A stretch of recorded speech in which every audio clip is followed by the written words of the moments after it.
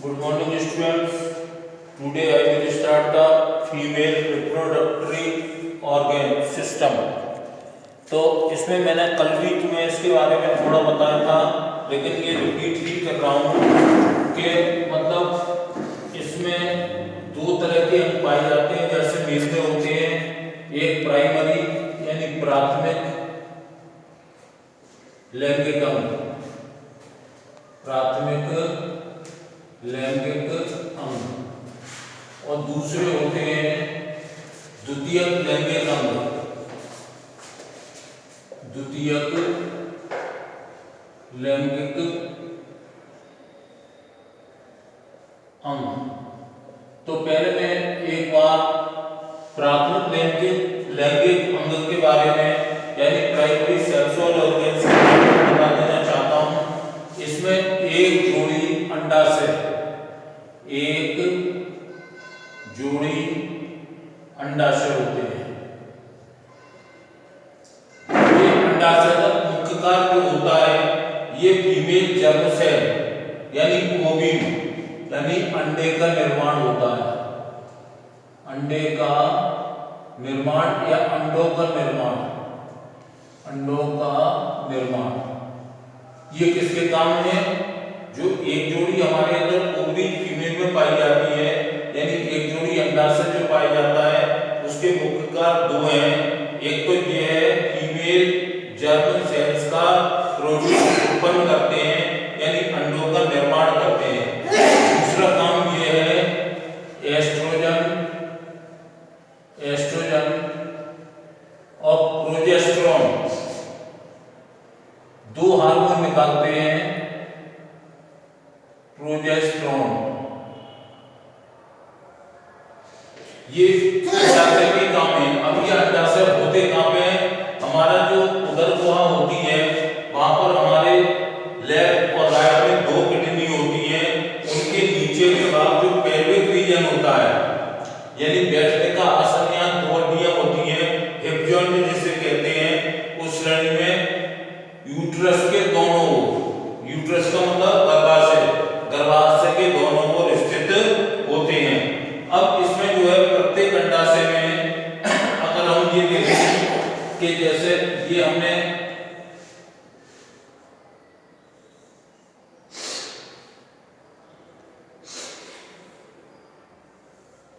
ये हमारा बीच का हिस्सा जो है वो क्या है? यूट्रस है। यहाँ पर फननशेप जो होती हैं ये यहाँ पर ये फॉलिक्यूल्स यानी पुटकाएं ये दोनों पड़ी रहती हैं। ये गर्भाशय यूट्रस है हमारा।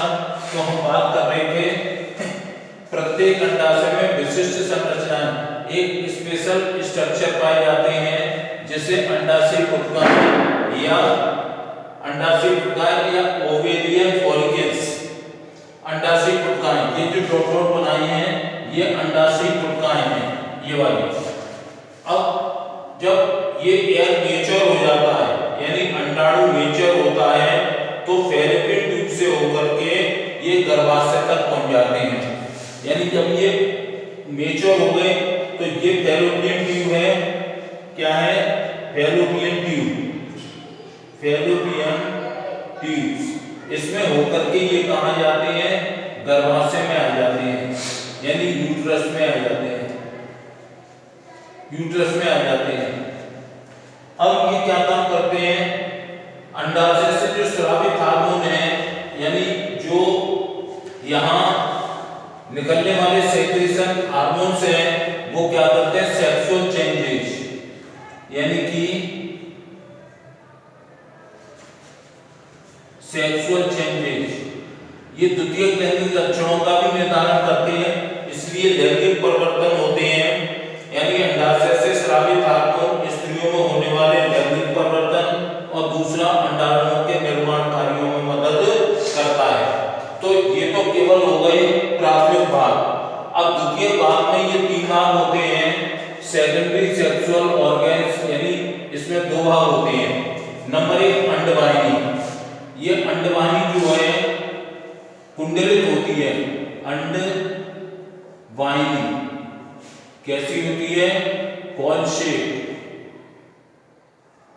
Coil shape. ये both side of the fallopian tube, यानी कि ये दोनों ओर पाई जाती है किसके, अंडवाहिनी के, यानी ये लंबी होती है, कुंडलित होती है, और ये ऑर्गन्स जो है वो ट्यूब लाइक स्ट्रक्चर है।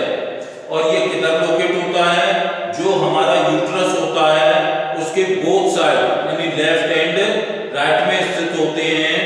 अब अंडाणु के अंडाशय से अंडाणु कहाँ पहुंचेगा, अंडाणु के गर्भाशय तक पहुंचने के लिए ये गर्भाशय तक ले जाने का कार्य करती है। यानी ये ऐसी ट्यूब है जो अंडाणु को, यानी ये अंडाणु है, इसको ये जो है यूट्रस तक यानी गर्भाशय तक ले जाने का कार्य करती हैं। अब ये जो होती है, ये नलिकाओं की जो लंबाई होती है, लेंथ जो होती है, लंबाई 10 से लेकर 12 सेंटीमीटर लंबी, यानी कितनी लंबी होती है, ये क्वेश्चन भी देख लेना, इनकी लंबाई कितनी होती है, 10 से लेकर के 12 सेंटीमीटर होती है, और उधर वहां के पीछे तक फैली रहती है, यानी जो एब्डोमिनल रीजन होता है वहां फैली रहती है। और ये निषेचन क्रिया के लिए अनुकूल परिस्थितियां बनाने में मदद करती हैं।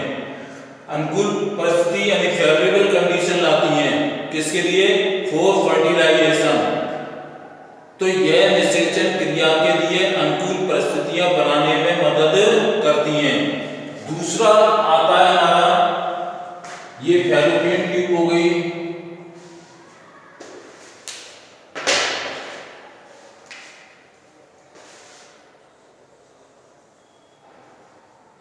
Fallopian tube. दूसरा हो गया यूट्रस। अब ये यूट्रस क्या काम करता है, यूट्रस कहाँ होता है, ये मध्य भाग में चौड़े थैले के समान यानी ब्रॉड बैग लाइक स्ट्रक्चर कहाँ कैसा होता है, यूपीपी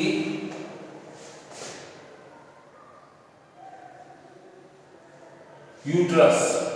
गर्भाशय, यूट्रस का मतलब हुआ गर्भाशय। अब गर्भाशय कहाँ होता है, उदर के निचले भाग में, यानी एब्डोमिनल रीजन जो पेट वाला हिस्सा होता है उसके निचले भाग में जो होती है एक यूरिनरी ब्लैडर होता है यानी मूत्र थैली, तथा मलाशय यानी रेक्टम के बीच में स्थित होता है।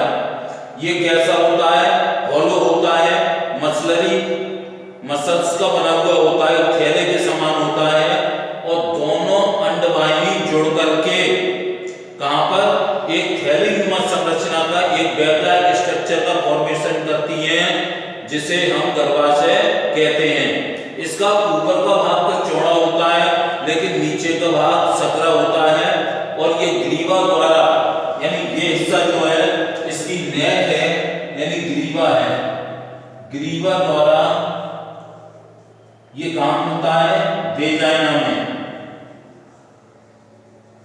वेजाइना में ये नेक।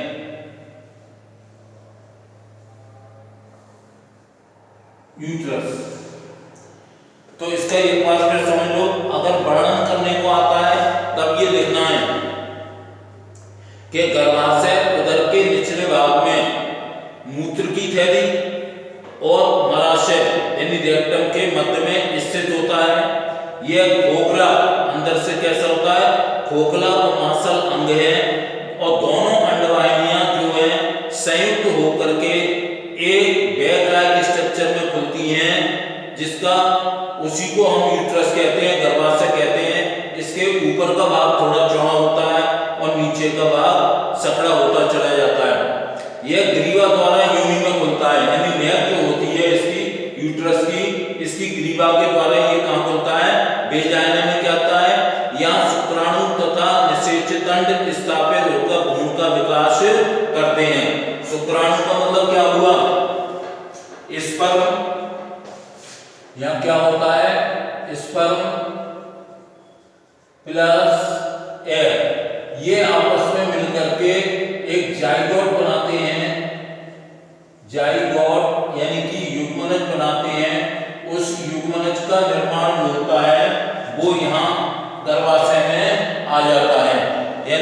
फर्टिलाइजेशन की प्रोसेस होती है when the sperm fused with the egg, this process is called fertilization। और यहाँ भ्रूण का विकास होता है। माता और भ्रूण के मध्य में स्थापित एक कड़ी होती है जिसे प्लेसेंटा कहते हैं, का रोपण भी गर्भाशय में ही होता है। यानी यहाँ पर ये ह्यूमरस बन गया, निषेचन तो यहाँ होता है, ध्यान रखना, अंडवाहिनी में ही, लेकिन वो निषेचित अंड जो है गति करता हुआ यूट्रस में आ जाता है और उसकी मांसल जो दीवारें होती हैं उससे आकर के जुड़ जाता है। इस क्रिया को कहते हैं प्लांटेशन। प्लांटेशन यानी कि रोपण कहते हैं। अब इसमें क्या होता है कि प्लांटेशन जो होती है अपरानाल, प्लांटेशन में मतलब जो है बालक अगर ये भ्रूण में है तो इसकी नाभि से लेकर के ये गर्भाशय की भित्ति से जुड़ा हुआ रहता है। इसे हम कहते हैं प्लेसेंटा। प्लेसेंटा या अपरानाल। हमारी यहाँ नाभि होती है, वो नाभि जो है जब हमारा जन्म होता है तो माँ के गर्भाशय की दीवारों से जुड़ा हुआ रहता है, उसे कहते हैं हम अपरानाल। अपरानाल का जो रोपण भी होता है वो कहाँ होता है? गर्भाशय में होता है। तीसरा भाग आता है योनि, यानी इसे क्या कहते हैं? वेजाइना।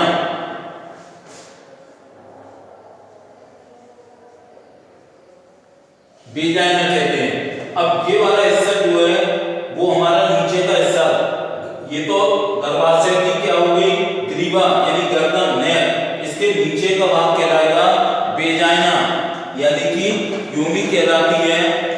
यह कहां पर होती है? यूरिनरी ब्लैडर यानी मूत्राशय और रेक्टम यानी कि मूत्राशय और मलाशय के मध्य में स्थित होती है। यह 8 से 10 सेंटीमीटर लंबी नाल होती है और ये जो है कितनी लंबी होती है? 8 से 10 सेंटीमीटर लंबी होती है और ये जो है जगह मैथुन कक्ष का कार्य करती है। यानी इंटरकोर्स के समय कप्लीमेंट्री ऑर्गन्स यानी मैथुन कक्ष का कार्य करती है। यानी यहाँ पर ही जो है लंबाई जो होती है इसकी 8 से 10 सेंटीमीटर होती है और स्त्रियों में जो है ये मैथुन कक्ष का कार्य करती है। अब यह स्त्रियों में अब एक होता है मेंस्ट्रुम, रजोधर्म स्राव। यही अंग जो है रजोधर्म स्राव यानी मेंस्ट्रुएशन साइकिल, ये कहां पर होती है? ये वेजाइना का जो हिस्सा है वहां पर रजोधर्म स्राव यानी मेंस्ट्रुअल, हम एमसी जिसे कहते हैं, हर स्त्री को होती है। तो यहाँ पर जो है रजोधर्म स्राव का काम होता है तथा प्रसव के मार्ग का कार्य करती है। प्रसव का एनकाउंसमेंट यानी बालक का जन्म होता है वो इसी रास्ते से होकर के होता है। तो ये ध्यान रखना कि योनि में जो है योनि यानी वेजाइना में जो है लैक्टोबैसिलस जीवाणु पाए जाते हैं। कि कौन से जीवाणु पाए जाते हैं? यहाँ पर जो है lactobacillus, lactobacillus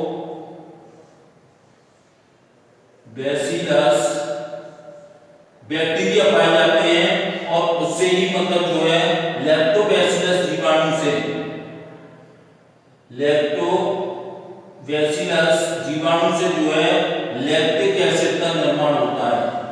formation of lactic acid by lactobacillus bacteria, lactic acid का निर्माण होता है। कहां पर होता है? ये योनि में होता है। तो इसको एक बार फिर देख लो, ये कहां पर स्थित होता है? मूत्राशय और मलाशय के मध्य स्थित होता है। 8 से लेकर के 10 सेंटीमीटर लंबी नाल होती है और ये जो है मैथुन कक्ष का कार्य करती है। अब यही अगर स्त्रियों में जो है रजोधर्म स्राव यानी मेंस्ट्रुएशन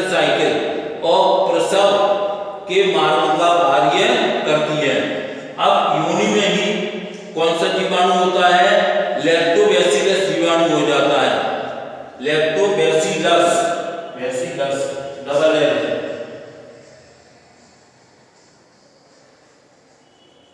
ये जीवाणु होता है और ये किसका निर्माण करता है? ये लैक्टिक एसिड का निर्माण करता है। और यहाँ का वातावरण क्या होता है? अम्लीय, यानी एसिडिटी होता है यहाँ का वातावरण। और लैक्टिक अम्ल का और किसके कारण होता है? अगर कोई ये क्वेश्चन पूछ ले कि मादा की योनि का भाग अम्लीय कैसा होता है और किसके कारण होता है, तो ध्यान रखना मादा की योनि का जो वातावरण होता है वो अम्लीय होता है और लैक्टिक अम्ल और कार्बनिक अम्ल के कारण होता है। ध्यान रखना किसके कारण होता है, ये ध्यान रखना। यानी योनि का माध्यम एसिडिटी होता है, यानी कि अम्लीय। अब किसके कारण होता है? ये दो एसिड होते हैं, एक लैक्टिक एसिड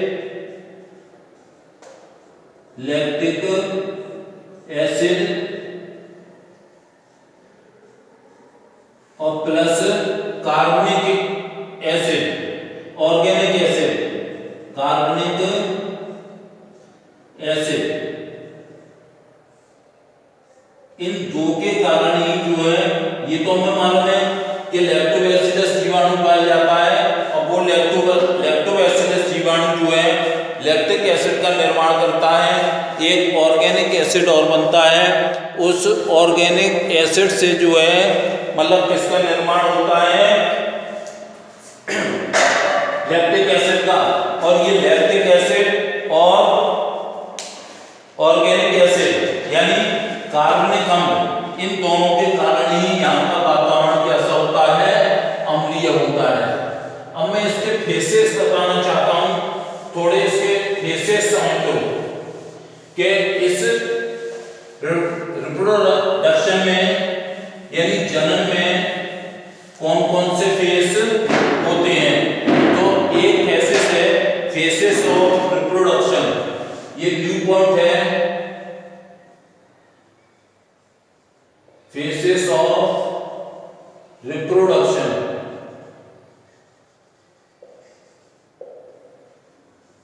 तो पहला फेसेस है गैमेटोजेनेसिस।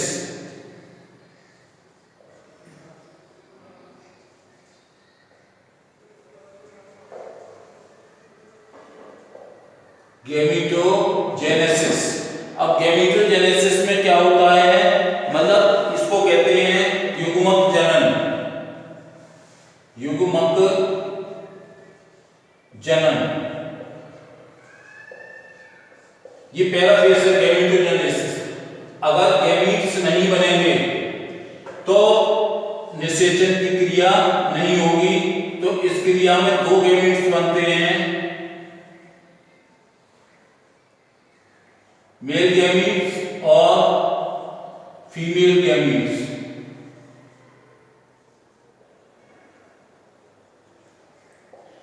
मेल गैमीट्स जो होता है वो स्पर्म होता है और फीमेल गैमीट्स जो होता है वो एग यानी ओव्यूल, अंडाणु। स्पर्म का मतलब शुक्राणु, शुक्राणु और ये अंडाणु। इन दोनों के मिलने से ही निषेचन की क्रिया होती है। ये अगले पेज में आएगा, फिर समझ लो। गैमेटोजेनेसिस आर टू टाइप्स, एक तो स्पर्मेटोजेनेसिस,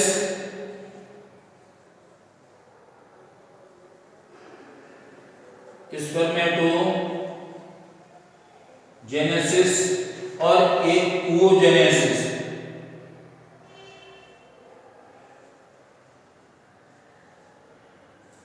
ये oogenesis यानी शुक्राणु formation of the sperm, this process is called spermatogenesis and formation of the egg, this process is called spermatogenesis. यानी शुक्राणुओं का निर्माण की क्रिया जो है वो शुक्रजनन कहलाती है और अंडों के निर्माण की क्रिया जो है अंडजनन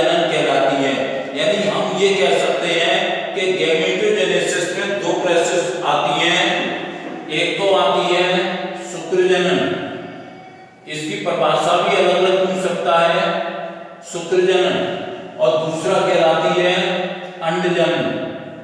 अंडजनन, तो ये ध्यान रखना कि ये रिप्रोडक्शन के फेसेस हैं, यानी कि जनन के चरण हैं, और जनन के चरण में आता है सबसे पहले गैमेटोजेनेसिस यानी युग्मक जनन।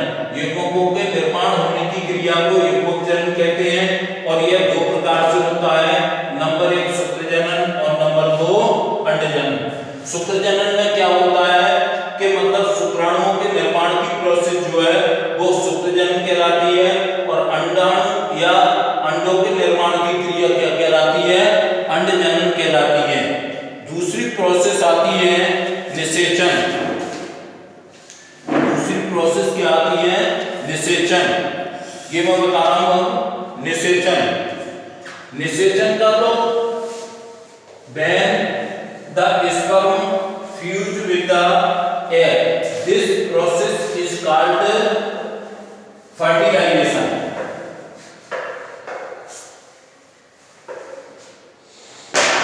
ये पहला है गैमेटोजेनेसिस और दूसरा है फर्टिलाइजेशन, यानी कि निषेचन। अब निषेचन की क्रिया में क्या होता है, स्पर्म जो है यानी शुक्राणु प्लस एयर इक्वल टू निषेचन यानी फर्टिलाइजेशन।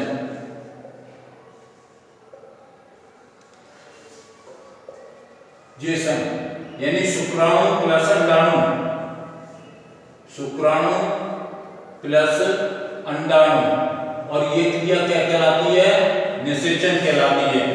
तुम्हारे यहाँ मतलब कोर्स में इतना ही दिया हुआ है कि मतलब बच्चे की उत्पत्ति किस प्रकार से होती है नहीं है। तो अंडाणु जो है वो मैथिन क्रिया यानी इंटरकोर्स क्रिया के दौरान जो है नर के शुक्राणु से मिलकर के किसका निर्माण करती है, जाइगोट का निर्माण करती है, और इसमें फॉर्मेशन किसका होता है, फर्टिलाइजेशन में जाइगोट का, यानी कि जाइगोट यानी युग्मनज बनता है, युग्मनज बनता है। यानी इंटरकोर्स की जब क्रिया होती है तो इंटरकोर्स की प्रोसेस में क्या होता है कि मेल के तो स्पर्म यानी नर के शुक्राणु और मादा के अंडाणु दोनों मिल जाते हैं, यह क्रिया निषेचन कहलाती है, और इसको हम निषेचित अंड के नाम से भी जानते हैं। तीसरी प्रोसेस है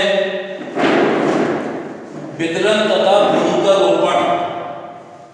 तीसरा विदलन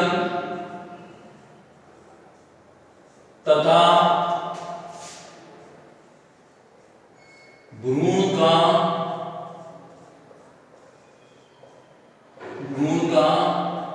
रोपण, क्लियर,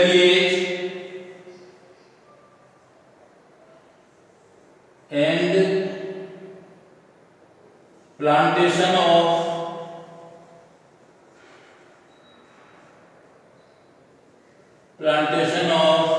एम्ब्रियो।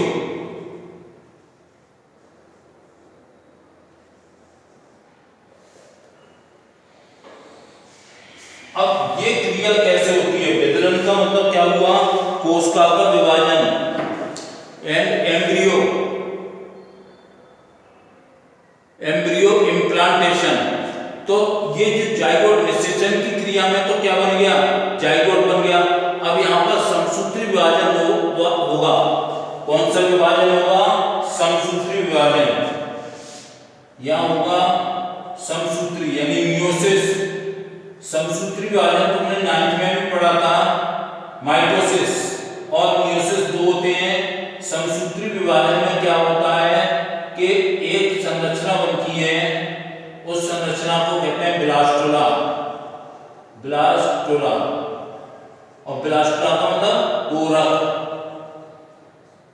यानी जब हमारे अंदर जो है वो 46 गुणसूत्र हैं, 46 chromosomes are found in human beings. When the formation of the body cell, then meiosis division reason are produce, मतलब जब हमारे शरीर की कोशिकाओं का निर्माण होता है, समसूत्री विभाजन होता है, तो शॉर्ट में यह बता दे रहा हूं, जब गुणसूत्रों की संख्या यानी नंबर ऑफ क्रोमोसोम्स समान रहते हैं पुत्री कोशिकाओं में, किसके, मातृ कोशिकाओं के, और मातृ कोशिका के बराबर होते हैं, तो ये समसूत्री विभाजन कहलाता है। तो ये जो है ब्लास्टुला जो है, पहले क्या हुआ, निषेचन, निषेचन से क्या बना, युग्मनज, युग्मनज में क्या हुआ, समसूत्री विभाजन के द्वारा जो है ब्लास्टुला या संरचना कोरक बन जाती है। अब कोरक जो है गर्भाशय के अंतः स्तर यानी एंडोमेट्रियम में जाकर के स्थापित हो जाता है। किसमें जाकर के, ये कोरक जो है यानी ब्लास्टुला जो है ये अंतः स्तर है किसका, गर्भाशय का, ये इनर लेयर है, तो इसको कहते हैं एंडो, हाँ ये कोरक जो है वो किसमें जाकर के स्थापित हो जाता है, एंडोमेट्रियम, एंडोमेट्रियम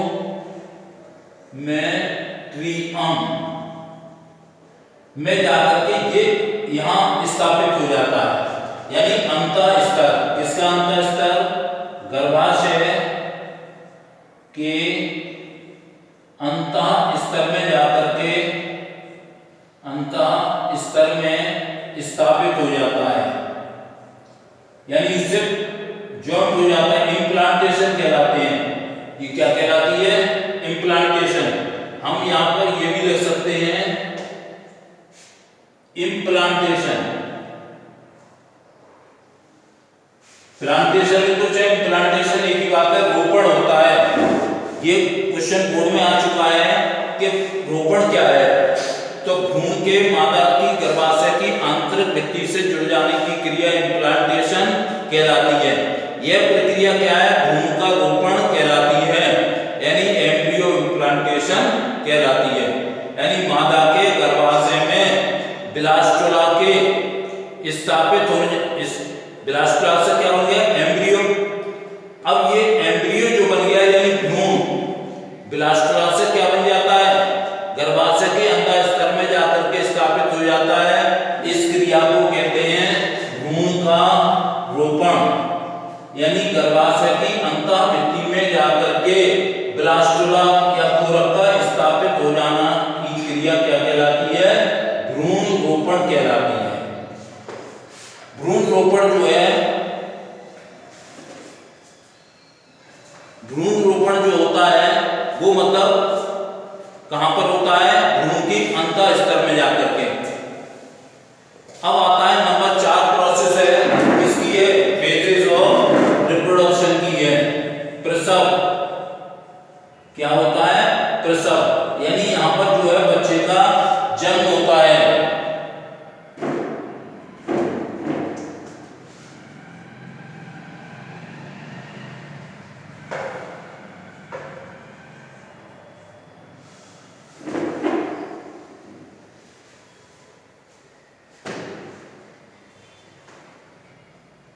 एकाउंसमेंट यानी कि प्रसव, यानी जन्म लेना ही जो है क्या कहलाता है, प्रसव कहलाता है। अब भ्रूण का रोपण तक तो समझ में आ गया, यानी एम्ब्रियो का इम्प्लांटेशन हो गया।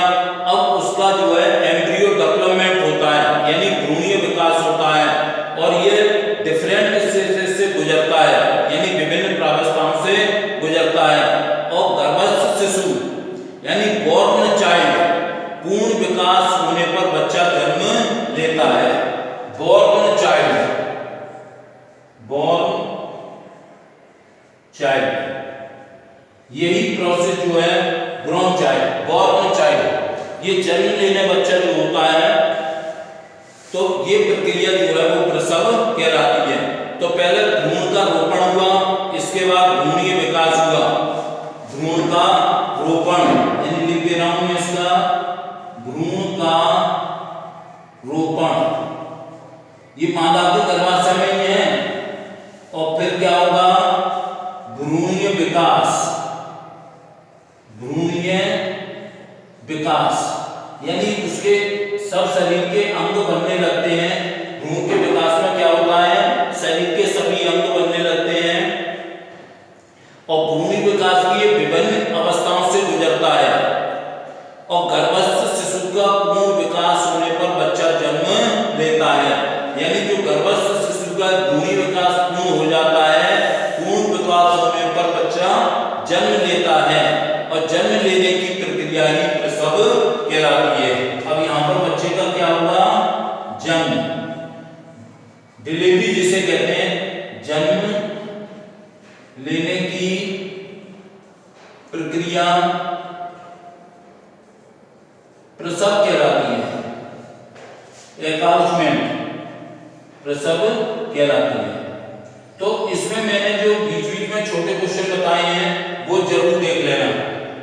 एक क्वेश्चन मैं अपनी तरफ से बता रहा हूं जो क्वेश्चन बोर्ड में भी आ चुका है। वैसे ये बच्चा जो है नाभि से और मां के गर्भाशय में, नाभि का मतलब किससे जुड़ा रहता है, गर्भाशय, ठीक, अंतःभित्ति।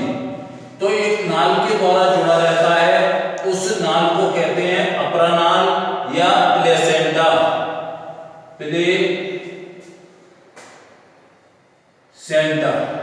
या कहते हैं अप्रानाल। कहां से जुड़ा रहता है ये, गर्भाशय की दीवार से और बालक की नाभि से जुड़ी रहती है नाल। तो एक बार क्वेश्चन ये आया हुआ है, अगर किसी दुर्घटना में मां की अप्रानाल या बालक की अप्रानाल नष्ट हो जाती है तो भ्रूण के जन्म पर क्या प्रभाव पड़ेगा। तो ध्यान रखना कि जितनी भी क्रियाएं होती हैं, श्वसन की क्रिया, पाचन की क्रिया, उत्सर्जन की क्रिया, भोजन ग्रहण करने की क्रिया, डाइजेशन जो कुछ भी होता है वो इस अप्रानाल के ही द्वारा होता है। और अगर ये अप्रानाल किन्हीं कारणों से नष्ट हो जाती है तो बालक मृत हो जाएगा, यानी मां के गर्भाशय में ही मृत हो जाएगा। तो ये छोटे छोटे क्वेश्चन इसके जरूर